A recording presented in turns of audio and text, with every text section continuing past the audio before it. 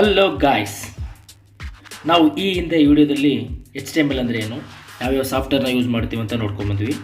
So ನಾವು ಇವಾಗ ಈ ವಿಡಿಯೋದಲ್ಲಿ HTML ಅನ್ನು ಹೇಗೆ ಬರೆಯೋದು ಅಂತ ನೋಡೋಣ ಮತ್ತು ಇದರ ಬೇಸಿಕ್ ಸಿಂಟೆಕ್ಸ್ ಬಗ್ಗೆ ತಿಳ್ಕೊಳ್ಳೋಣ.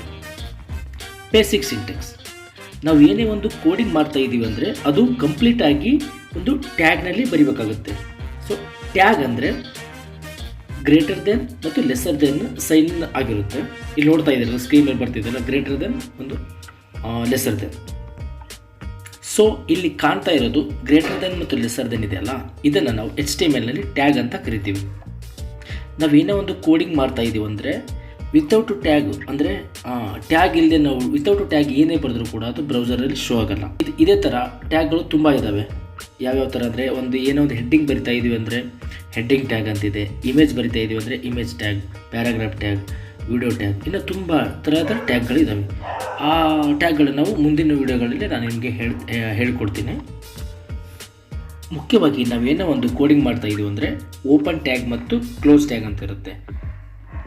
ನೀವು ಬರೀ ಓಪನ್ ಟ್ಯಾಗ್ ಹಾಕಿಬಿಟ್ಟು ಕೋಡಿಂಗ್ ಬರೆದು ಅದನ್ನು ಬ್ರೌಸರಲ್ಲಿ ರನ್ ಮಾಡಿದ್ರೆ ರನ್ ಆಗಲ್ಲ. ಸೊ ನಾವು ಏನೇ ಒಂದು ಟ್ಯಾಗ್ನ ಏನಾದ್ರು ಕೋಡ್ ಬರಿತಾ ಇದ್ದೀವಿ ಅಂದರೆ ಒಂದು ಓಪನ್ ಟ್ಯಾಗ್ ಮಾಡಿ ಅದರೊಳಗೆ ನಾವು ಕೋಡಿಂಗ್ನ ಬರೆದು ಆಮೇಲೆ ಕ್ಲೋಸಿಂಗ್ ಟ್ಯಾಗ್ನ ಯೂಸ್ ಮಾಡಬೇಕು. ಕ್ಲೋಸಿಂಗ್ ಟ್ಯಾಗ್ ಏನಿಲ್ಲ, ಬ್ಯಾಕ್ ಸ್ಲ್ಯಾಶ್ ಇದೆಯಲ್ಲ, ಅದನ್ನು ಹಾಕಿದರೆ ಆ ಕೋಡು ಅಲ್ಲಿಗೆ ಕ್ಲೋಸ್ ಆಗುತ್ತೆ. ಇವಾಗ ನಾವು HTMLನಲ್ಲಿ ಆ್ಯಕ್ಚುಯಲ್ ಆಗಿ ಕೋಡ್ ಮಾಡೋದು ಹೇಗೆ ಅಂತ ನೋಡೋಣ. ನಾವು ಯಾವಾಗ ಯಾವುದೇ ಒಂದು ಕೋಡ್ ಬರಿತಾ ಇದ್ದೀವಿ ಅಂದರೆ, ಅದೇ ಹೇಳಿದ್ನಲ್ಲ, ನೀವೊಂದು HTMLನಲ್ಲಿ ಕೋಡಿಂಗ್ ಮಾಡ್ತಾ ಇದ್ದೀರಿ ಅಂದರೆ ಟ್ಯಾಗ್ ಇಂಪಾರ್ಟೆಂಟ್. ಸೊ ನೀವು HTMLನಲ್ಲಿ ಕೋಡಿಂಗ್ ಬರಿಬೇಕಂದ್ರೆ HTML ಅನ್ನೋ ಟ್ಯಾಗ್ನ ಯೂಸ್ ಮಾಡಿಕೊಂಡೇ ಬರಿಬೇಕು. HTML ಟ್ಯಾಗ್ನಲ್ಲಿ ಮುಖ್ಯವಾಗಿ ಬರೋ ಟ್ಯಾಗ್ ಅಂದರೆ ಹೆಡ್ ಟ್ಯಾಗ್. ಈ ಹೆಡ್ ಟ್ಯಾಗ್ನಲ್ಲಿ ನಾವು ಮುಖ್ಯವಾಗಿ ಯೂಸ್ ಮಾಡೋದು ಟೈಟಲ್ ಟ್ಯಾಗ್. ಟೈಟಲ್ ಟ್ಯಾಗ್ ಏನಂದರೆ, ನೀವು ಈಗ ಯಾವುದೋ ಒಂದು ಬ್ರೌಸರ್ನ ರನ್ ಮಾಡ್ತಿದ್ದೀರಂದರೆ ಇಲ್ಲಿ ಕಾಣ್ತಿದೆ ನೋಡಿ, ಈ ಇಮೇಜು ಇಲ್ಲಿ ಲೆಫ್ಟ್ ಸೈಡು ಮೇಲೆ ಟೈಟಲ್ ಬಾರಲ್ಲಿ ಕಾಣ್ತಿದೆ ನೋಡಿ, ಮೈ ಫಸ್ಟ್ ಪೇಜ್ ಅಂತೇಳಿ. ಸೊ ನಾವು ಇಲ್ಲಿ ಹೆಡ್ ಟ್ಯಾಗಲ್ಲಿ ಅದು ಟೈಟಲ್ ಟ್ಯಾಗ್ನಲ್ಲಿ ಏನು ಕೊಡ್ತೀವೋ ನೇಮು ಅದು ಅಲ್ಲಿ ಶೋ ಆಗುತ್ತೆ. ಮತ್ತು ನಾವು ನೆಕ್ಸ್ಟು ಇವಾಗ HTMLಲ್ಲಿ ನಾವು ಬರೀ ಕಂಟೆಂಟ್ ಬರಿತೀವಿ, ಅದನ್ನು ಇಂಪ್ಲಿಮೆಂಟ್ ಅಂದರೆ ಯಾವ ಥರ ಸ್ಟೈಲ್ ಮಾಡ್ಬೋದು ಅಂತ ನಾವು CSSನಲ್ಲಿ ಕೋಡ್ ಮಾಡ್ತೀವಲ್ಲ, ಅದನ್ನು ನಾವು ಇಲ್ಲಿ ಲಿಂಕ್ ಮಾಡ್ಬೋದು. CSS ಅಂದರೆ ಏನು, ಅದು ಯಾವ ಥರ ಲಿಂಕ್ ಮಾಡೋದು ಅಂತೇಳಿ ಮುಂದೆ ಏನು ವಿಡಿಯೋಗಳಲ್ಲಿ ನಿಮ್ಗೆ ಗೊತ್ತಾಗುತ್ತೆ.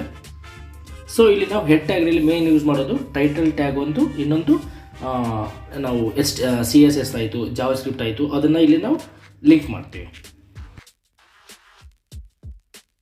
ಹೆಡ್ ಟ್ಯಾಗ್ ಆದಮೇಲೆ ಬರೋದೇ body tag. This is the main important tag in HTML. ನೀವು ಏನೇ ಒಂದು ಕೋಡ್ ಬರಿತಾ ಇದ್ದೀನಿ ಅಂದರೆ ಅದು ಫ್ರಂಟ್ ಎಂಡಲ್ಲಿ ಕಾಣಬೇಕು. ನೀವಾಗ ಒಂದು ರನ್ ಮಾಡ್ತಿದ್ರೆ ಅಂದರೆ ಬ್ರೌಸರಲ್ಲಿ ಶೋ ಆಗೋದೆ ನೀವು ಬಾಡಿ ಟ್ಯಾಗ್ ಒಳಗೆ ಏನೇನು ಕೋಡಿಂಗ್ ಬರಿತೀರಾ ಅದು ಅಲ್ಲಿ ಶೋ ಆಗುತ್ತೆ.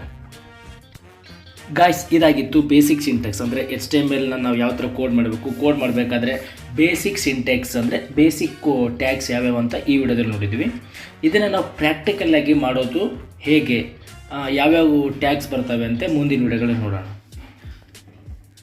ನೀವು ಏನೇ ಒಂದು HTMLನಲ್ಲಿ ಹೊಸದಾಗಿ ಅಪ್ಲಿಕೇಶನ್ ಬರಿತಾ ಇದ್ದೀರಂದರೆ ಆ ಫೈಲ್ನ ಹೆಸರಿನ ಕೊನೆಗೆ ಅಂದರೆ .html ಅಂತ ಹಾಕಬೇಕು.